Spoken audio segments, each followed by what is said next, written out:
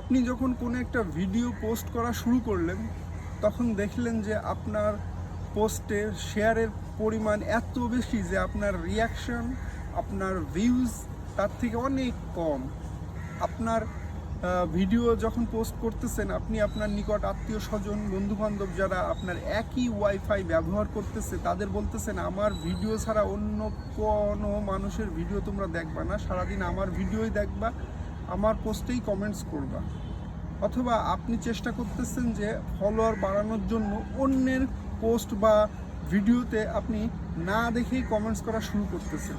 আর সেটাও এরকম যে ভালোবাসা অবিরাম বা খুব সুন্দর ভিডিও বা আপনার বাসা ঘুরে গেলাম, তারপরে আপনি আমার বাসায় ঘুরে যান, আমার সাথে যুক্ত হয়ে যান, হ্যাঁ ফলো ব্যাক করেন, আমি ফলো দিছি, এই টাইপের কমেন্টস করে আপনি মানে না দেখেই এই টাইপের কমেন্টস করে আপনি প্রচুর পরিমাণ ফলোয়ার গেইন করতেছেন। সো ভিডিওটা অনেক বেশি ইন্টারেস্টিং, আপনারা প্রথম থেকে শেষ পর্যন্ত দেখুন। এই টাইপের কার্যকলাপ করলে আমাদের কি হতে পারে সেটা নিয়েই আলোচনা করি।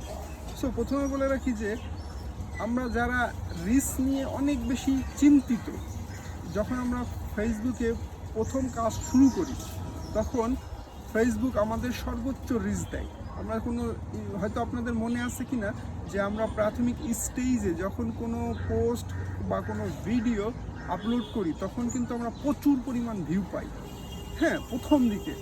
কিন্তু ধীরে ধীরে যখন আমরা পোস্টগুলো বাড়াতে থাকি, তখন দেখবেন আস্তে আস্তে ভিউটা কমতে থাকে, রিচটাও কমতে থাকে। এর কারণ হচ্ছে প্রথম দিকে ফেসবুক আমাদের সর্বোচ্চ রিচ দেয় উৎসাহ যোগানোর জন্য, আর সেই উৎসাহটা আস্তে আস্তে কমায় দেয়।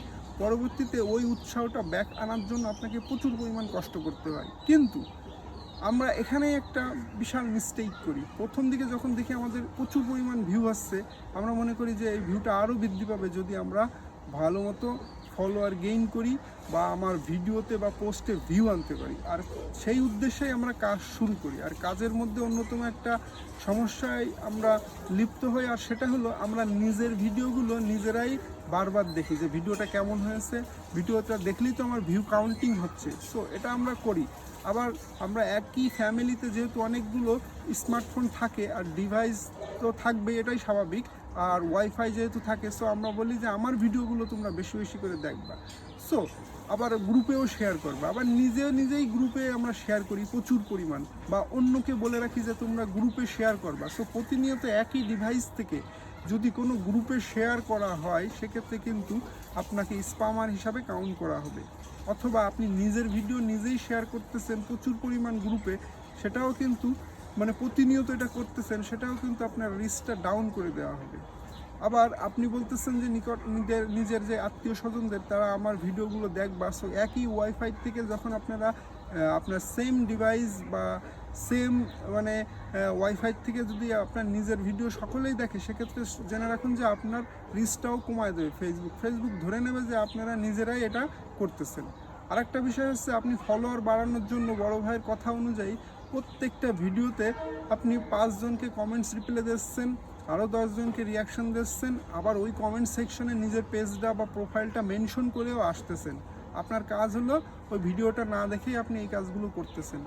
অথবা আপনি এটাও করতে পারেন যে আপনার নিজের যে পেজ বা প্রোফাইল আছে, বা পেজ এটা নতুন খুলেছেন, ওই পেজের ভিডিওটা আপনি প্রোফাইলে শেয়ার করতেছেন, অথবা প্রোফাইলের ভিডিও পেজে শেয়ার করতেছেন মূলত ভিউ বাড়ানোর জন্য। অথবা কোলাবোরেশন করতেছেন নিজের পেজ বা প্রোফাইলের সাথে, বা প্রোফাইল বা পেজের সাথে, বা অন্য কোনো মানুষের সাথে আপনি কোলাবোরেশনের জন্য মানে ইনভাইটেশন সেন্ড করেছেন, কিন্তু তারা অ্যাকসেপ্ট করতেছে না। প্রতিনিয়ত আপনি এই কাজগুলো করতেছেন, আর এইগুলো কাজ করার ফলে আপনার প্রতিনিয়ত ফেসবুক দেখতেছে যখন যে আপনি এই কাজগুলো করতেছেন ধারাবাহিকতা রক্ষা করে, তখন আপনার পেজের বা প্রোফাইলের রিস্ক আপনাকে অটোমেটিক্যালি ডাউন করে দেবে সারা জীবনের জন্য, কারণ আপনি অ্যাজ এ স্প্যামার হিসাবে কাউন্টেড হয়ে গেছেন।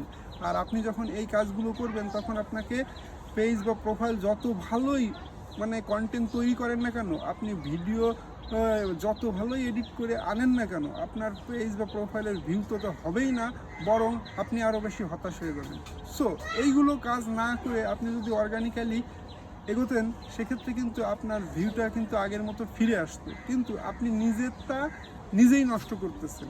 আর এক পর্যায়ে এসে আপনি ফুললি হতাশ, কারণ আপনার প্রোফাইলে প্রচুর পরিমাণ ফলোয়ার রয়েছে, কিন্তু ভিউ নাই। আপনি প্রচুর পরিমাণ স্টার, হয়তো যদি আপনি স্টার গিফটও করেন বা আপনি যদি ফুলের ভালোবাসার মানুষও হয়ে থাকেন, যে ফুল বাগানের মালিকও হয়ে থাকেন, যে অনেক প্রচুর পরিমাণ ভিউ আনতে পারতেন প্রথম দিকে, পরবর্তী যখন আপনি আর ফুলের ভালোবাসা মানুষকে দেওয়া বন্ধ করে দেবেন, দেখবেন যে আপনার কোনো ভিউ নাই।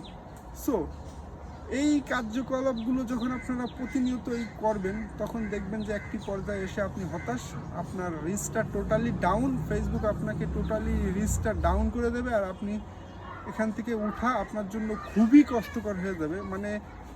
একজন অর্গানিকভাবে যে কষ্টটা করে উঠবে, আপনার তার থেকে কয়েক গুণ কষ্ট করে এখান থেকে উঠতে হবে, যদি আপনি এই সমস্যাগুলো সমাধান করে উঠতে পারেন তো। বাট আমার কথা হবে যে আপনারা এই ধরনের কার্যকলাপ করবেন না, আপনারা জাস্ট অর্গানিক্যালি কাজ করার চেষ্টা করুন, কারণ রিস্কটা প্রচণ্ড পরিমাণ ইম্পর্টেন্ট। আপনি যত বেশি রিস্ক পাবেন তত বেশি ভিউ হবে। আর প্রাথমিক স্টেজে আমরা এই ভুলগুলো করি, আর যার কারণে আমাদের রিস্কটা ফেসবুক সারা জীবনের জন্য ডাউন করে দেয়, আর আমাদের অ্যাজ স্পামার হিসাবে কাউন্ট করে দেয়। সো আজকের ভিডিওটা এই পর্যন্তই। ধন্যবাদ সবাইকে।